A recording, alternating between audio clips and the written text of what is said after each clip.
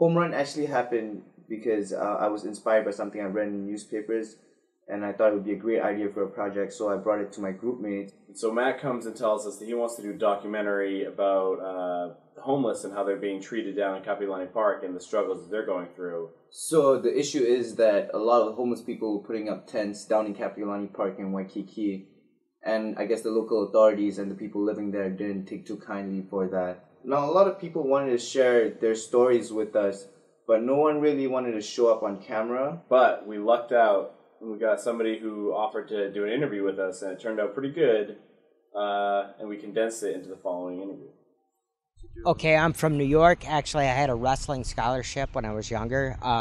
Worked all over the world in construction, making some pretty big dollars. I got run over on the Big Island, actually, and hurt my back, which has kind of brought me down here to see a number of different perspectives.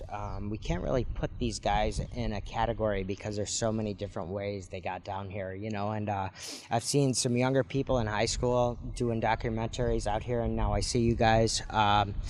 We were just talking to a woman, Jason, right here, that's giving us a wave, and she's just an incredible person, brings lunch down here a couple times a week on her own. We ended up being around there right at lunchtime, and there was this woman who came and she started to give all the homeless people food. She bought a bunch of pizzas. She bought like maybe 10 pizzas from Costco, and she brought like drinks and food for them, and she does it, I heard, 3 or 4 times a week. Can you tell us about some of the problems you go through with the police and the authorities? Well, I guess the biggest problem is we're really not thought of as citizens, and our rights really aren't observed as far as search and seizure. Some of the people are pulled out of their tents, taken pictures of in a demeaning way. The average person doesn't deal with that down here in the park, and I guess probably anybody could call up the ACLU and have a lawsuit, but we're not really about that. You know what I'm saying? All we want to do is be observed as citizens. I know my taxes were paid for this year, you know, and I'd like to see my rights restored.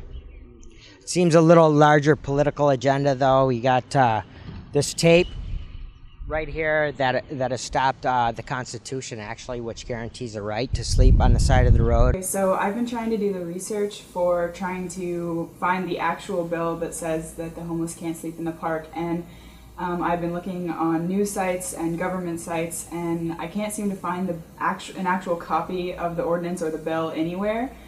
There's a lot of letters from the government talking about the bill, and all of the newspapers like Honolulu Advertiser that I've been looking up say that the homeless have been using a loophole, but I can't seem to find the bill to find where that loophole is. The solution, I believe, it's not going to happen in this generation. We have to be aware of it early on, and it begins at home. A lot of these people come from such a background that it's so sad, you know, just to listen to the stories of it and to try to overcome it. While me and Cece were trying to actually get people to be interviewed, some kid goes up to Jared. 22 years old, graduated from high school, and he's homeless. He has a place he could live with his ma back in, I think, Mililani, but he doesn't want to put that burden on her, you know, have an extra person living there. And so he, by choice, goes down and stays in Kapiolani. A lot of people that pass by the park area treat the homeless people like shit, and they already have like enough to deal with. But I guess a lot of the joggers give them shit all the time when they're jogging by, just yell like rude things, like, you know what I mean, like get a job, bum, shit like that. A lot of the millionaires in the Southern Cal kind of thing are the ones really raising a stink. There's so much going on in the world today. A couple of tents really isn't Watergate, and I can't believe how far it's been blown out of proportion.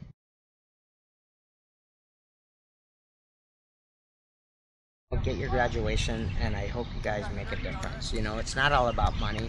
You look around all over, our professionals, our president, our Senate, our Congress, everybody's failing us, you know. And you guys, like I mentioned, the next generation, I hope you guys make a difference, and that's what fucking matters. Here, there's my name, girl, and I appreciate your time, and we like appreciate I said, I yours. wish you guys the best. Thank you, brother. Thank you, brother.